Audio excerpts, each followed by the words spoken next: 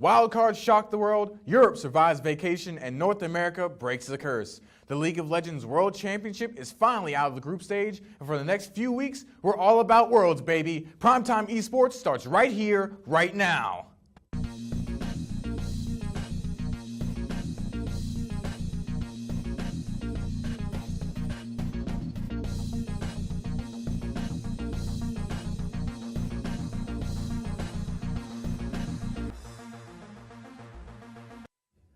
Welcome eSports fans and gaming enthusiasts everywhere. I'm your host, Cole Perch Gibson, and this is Primetime eSports. Here we plan on bringing you all the latest and greatest news about your favorite eSports, and each week we'll pick a different eSport to highlight, with analysis and discussion about the news the community cares about. However, since the League of Legends World Championships are in full swing, we will be spending the next coming weeks focusing on the stories, highlights, and results from the tournament. I'm sitting today with my own desk of primetime analysts, Mohammed Bin Jalan and Andy Ruclaw Jesperson, to recap the action from the group stage. Gentlemen, how are you today? Good, Cole. Thanks. Doing pretty well. Let's get right into it. This Worlds has been crazy, phenomenal, a lot of surprises and upsets. I want to hear your initial thoughts just right off the top of your head before we get into it. What do you think so far? Worlds has been truly unpredictable. Most of the pick'ems have gone in the trash can for most people. Unexpected results on both sides of the bracket. Including my own. And Andy, how about you? Well, as expected, Korea is coming out on top, so at least we had that consistency there, but the rest of it's been pretty unpredictable, so It's been exciting. On that point, what has been the biggest surprise for you at Worlds so far, Andy? Well, actually, I would say that Korea dropped any games was a surprise to me. The fact that ROX lost to ANX and CLG, and that teams like Samsung showed real weakness in their group and potential to lose games had the NA or EU teams been able to capitalize on those mistakes. I think that might come back to bite them in the next stage. Okay, Mohammed, you got? The biggest surprise to me was the Russian wildcard team, Albus Nox Luna. They performed well above expectations that most analysts and casters had set for them. They did very well in their group, finishing with only one loss, I believe. And so they really showed their dominance, which I was very surprised by. And just a quick segue, what do you think was the main reason why they were able to be so dominant, especially after they said they were denied scrims from other teams? A lot of analysts and casters in the community overall sort of theorized that maybe scrimming between regions might not be the most effective method, but it's not really easy to tell because it's on a case-by-case scenario. The team could just be performing well because they've always performed well. Maybe they have higher synergy than other teams, etc. So there's not really a way to know, but it is definitely perplexing. And for the next part, what is the biggest disappointment going into this tournament? What's on your minds? I know there might be one that we know about, but go ahead. Well, I mean, I think you'd be lying to yourself if you didn't say that TSM and G2 specifically were not the biggest disappointments of this tournament. Both coming in G2, trying to get rid of the G28 meme and come out as the #1 seed and say, you know, we are a serious international threat. And TSM was predicted by a lot of people, including myself, to go really far in this tournament, have the best chance NA's ever had to go far in Worlds, and they just completely choked to go 3-3 in groups and don't even make it out. So for me, that was it. Yeah, that's true. I have to agree with Andy that TSM's performance was pretty lackluster. They disappointed a lot of fans, but then again, you have to look at that best-of-1 format that you have in the group stages and sort of question whether it really is the best gauge of skill of these teams. I'm not going to be like a butthurt TSM fan and say that the best-of-1 format is the reason why they're out of the groups. They just had performance issues. Straight up. Right, So. And he talked about TSM and their Week 2 collapse, and it just seemed like a big breakdown in communication and decision-making and shot calling and even pick and ban phase. Andy, what do you think about the way TSM handled Week 2 and the way they they fell off? Well, I actually think a lot of the losses that they had in Week 2 were based upon individual mistakes, especially in the Samsung game, like with double lifts in the mid lane instead of running to Baron and taking that free Baron with only Rek'Sai and Victor up. Double lift goes for the hero play and loses TSM a chance to come back in that game, along with Hanser also on the Dragon fight having a chance to flash engage. Reddit, Twitter, everyone is going crazy saying why didn't he go in? Probably a team issue there, but at the same time a more experienced player definitely would have capitalized on that. And that being said, they took advantage of Splice, the weaker team in their group, and then fell short versus RNG.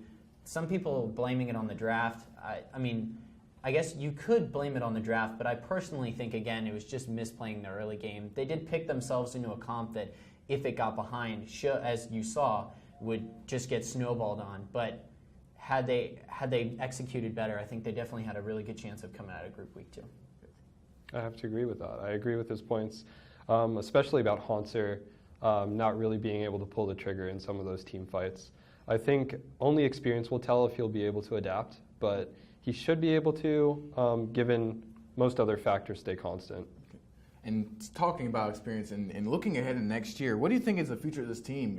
Reginald blew up the roster, brought together some of the biggest blockbuster names in the league, redid the team staff and the coaching, and then they still fall short. Another year without a quarterfinals appearance, even going to semifinals, and they're supposed to be the favorite, NA's next great hope. So what do you think happens? Do they blow up the roster again? He's never gone a full year in the last few years without completely remodeling the roster. What do you think is next for them? Well, for me, what's next for TSM is keep the roster the same.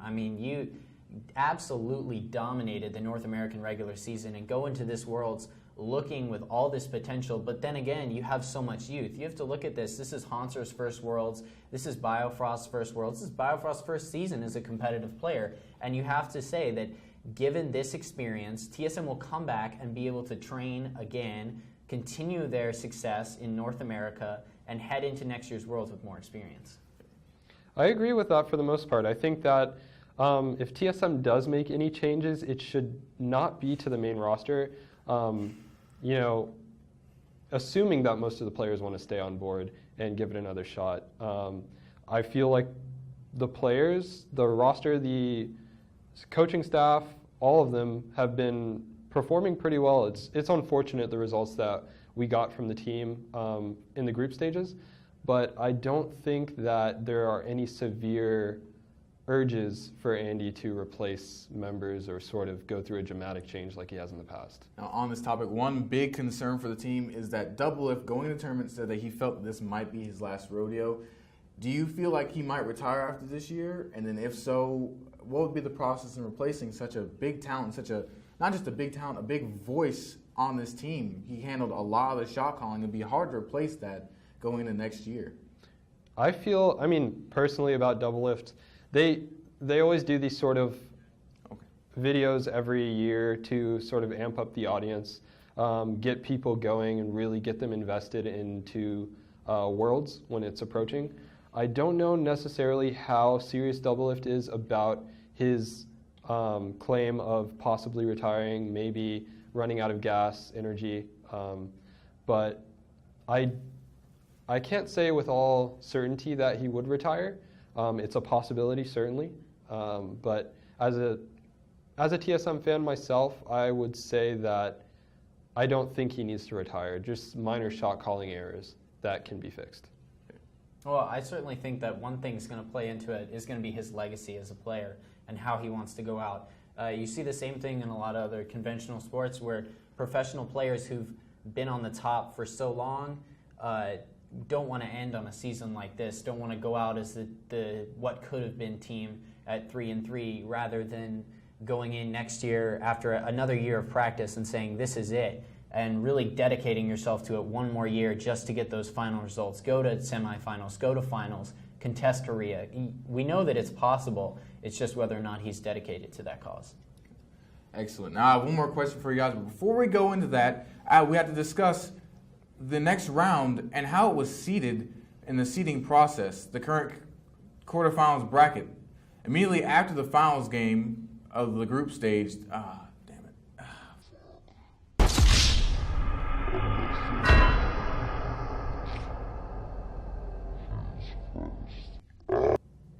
Excellent. Before we discuss your picks for the next round, I need to quickly explain the seeding process and the current quarterfinals bracket. Immediately after the final game of the group stage, the remaining teams were seeded into the knockout stage for the quarterfinals being held in Chicago. To explain the rules a bit, each team was picked at random, with 1 seed being placed in brackets first, followed by 2 seeds. Teams from the same group could not be placed on the same side of the bracket. Now keep that in mind because it played out like this. On the left side, we have China's Ever Gaming facing off against Korea's ROX Tigers, a match many would have seen as being a semifinals or finals matchup. Here's where it gets tricky. SKT was slated to originally play Albus Nox Luna, but because Albus Nox and ROX were in the same group, Albus was moved to the right side and SKT instead will be playing Roll and Never Give Up. This is another match that many thought would be a semifinals or even a finals matchup.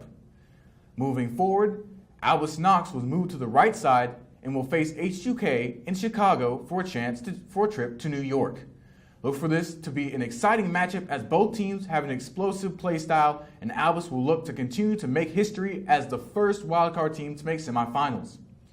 Finally, moving to the bottom right, and to wrap everything up, it will be Samsung Galaxy facing Cloud9 in a matchup heavily favoring Samsung as Cloud9 has had a shaky tournament so far. Now, gentlemen, I want to discuss with you, last question, who got the best draw in this knockout stage? Personally, I'm of the opinion, as far as the left side is considered, that Samsung got an overwhelmingly advantageous draw. They're playing Cloud9 first. We'll see how that goes, but as far as my own predictions, I believe Samsung will get out of the group and make it as far as semifinals relatively uncontested. For me, it's H2K. Playing against a wildcard team first, not that Albus Nox is anything but weak. They showed us differently in the group, but I think that of the teams remaining in the tournament, they're definitely the team that people would want to play. Whether or not H2K will succeed against them, we'll yet to see. But then going up against Samsung, who in my eyes is the weakest of the 3 Korean teams coming into this tournament for sure, H2K has the best chance that Europe has had to make it to the finals. Yeah. And I was just going to say that I have to agree with Andy on that point because if H2K has a chance against any team from the Koreans, it would be Samsung. They've had a mostly inconsistent performance compared to the other 2 seeds, SKT and ROX. So yeah, if H2K have a chance, it is against Samsung. I don't know about you guys, I'm putting my faith in C9 and I was not more influenced on pick'ems than anything else. Well, ladies and gentlemen, this concludes the first episode of Primetime Esports. We will have a small hiatus next week as we will be heading to the semifinals, but bidding you a good day and a happy quarters. Once again, my name is Cole Perch Gibson. See you next Thursday.